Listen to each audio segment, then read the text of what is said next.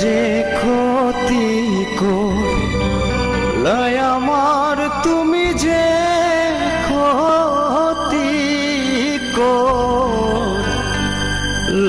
আমার, আল্লাহ করব তোমার বিচার, আমার আল্লাহ করব তোমার বিচার। তুমি অনেক দিন কান্দাইছো রে বন্ধু, কান্দায়ও না বেশি আহার, আল্লাহ করব তোমার বিচার।